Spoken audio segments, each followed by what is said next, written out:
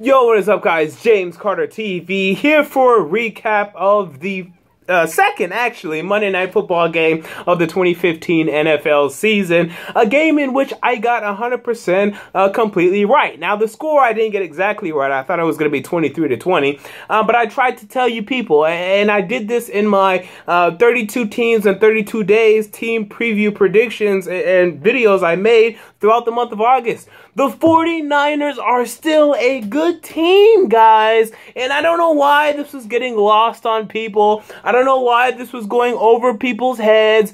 People wanted to believe, and, you know, justifiably so. After losing Jim Harbaugh, after losing Patrick Willis, after losing Justin Smith, after losing the guys that they lost, that they would be bad. But the thing that the 49ers GM, Trent Baalke, had done and Jim Harbaugh had done, and Trent Baalke continues to do, is build a great roster with depth. So even though Patrick Willis left, they had NaVorro Bowman, they had Michael Wilhoit ready to step into the mold there. Even though Justin Smith left, they drafted an Arik Armstead, and they had good pieces, Ian Williams on the defensive line that could step in and play well for them.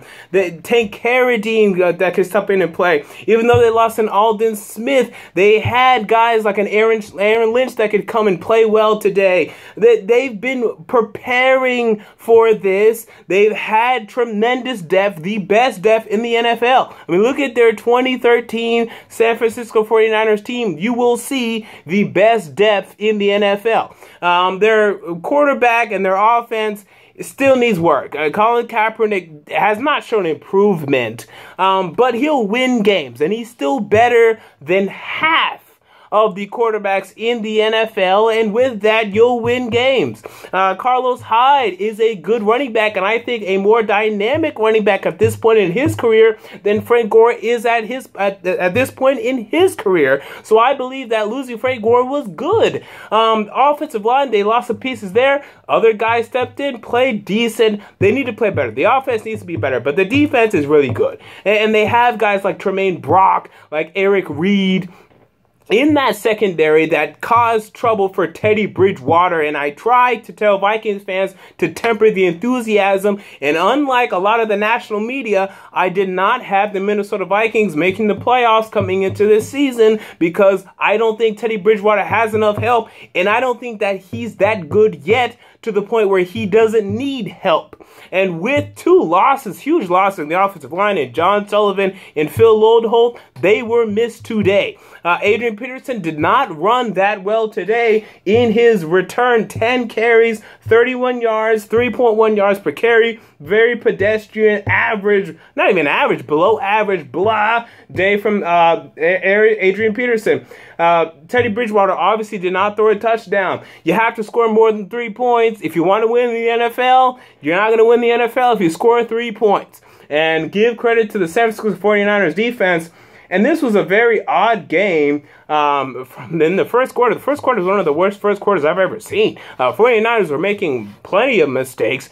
This game could have been even more lopsided. And the other way around, the Minnesota Vikings didn't take care of some things. They made mistakes. They're a young football team. They need to learn and win together. If you want to talk to me about the Vikings being a playoff team in 2016, we can have a conversation. But in 2015, they're young. They need to learn how to win. I know everyone loves these guys, and there's great talent here. Anthony Barr had some nice plays today. Harrison Smith knocked the hell out of Colin Kaepernick.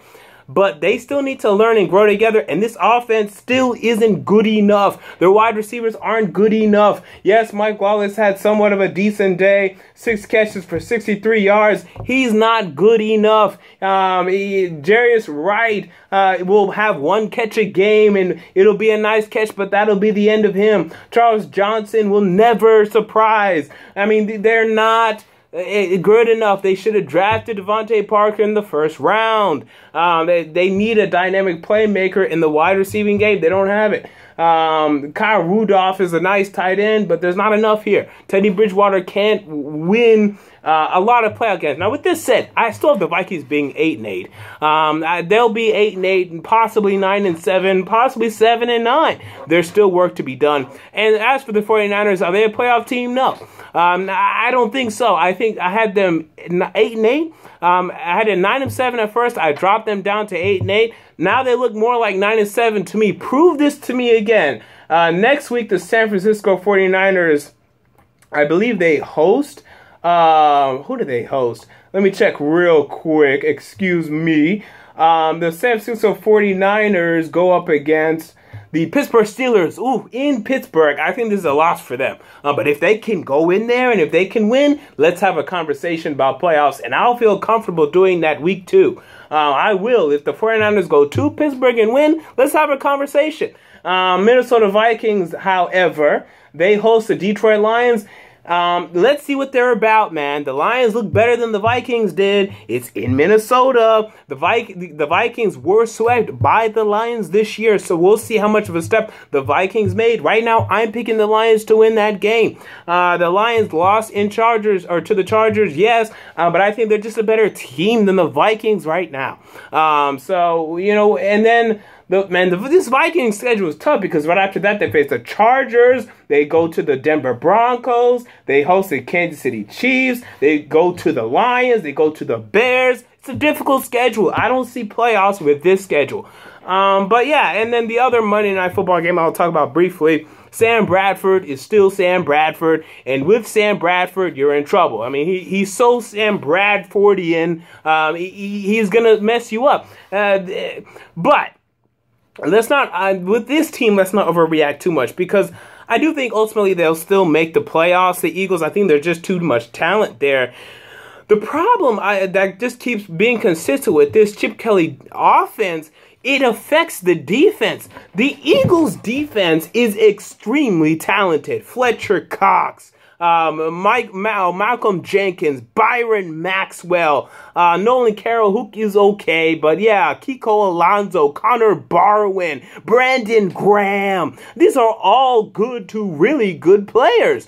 Benny Logan, Vinny Curry. These are all good to really good players, but the problem is when your offense is so quick and when they get 3 and out so quick like they do in like 50 seconds, your defense is on the field too much. Byron Maxwell did not look good today. Ryan Matthews has some issues, but he has some nice plays as well. I'll let him slide with a solid C. Byron Maxwell, though, this is a guy you pay $10 million a year. He did not look like that type of guy, allowing way too much to Julio Jones and company. Who else did they add? DeMarco Murray.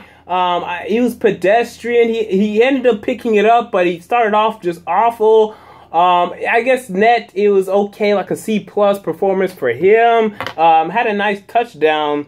But, oh yeah, now 8 carries for 9 yards. He had a nice touchdown, but man, that's not very impressive. Sam Bradford, this is your quarterback, and I'll be shocked if he stays healthy.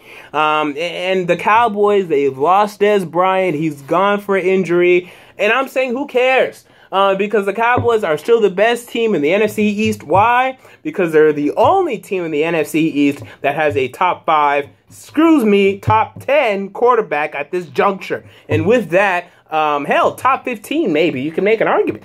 And with him, they're going to win the division. It will give me the team with the best quarterback. He showed it. There's a difference between Tony Romo and Sam Bradford, and you saw it. When Tony Romo was down and he needed to come back, he did it. When Sam Bradford was down and he needed to come back, he threw an interception. Until next time, James Carter TV, I'm out. Peace.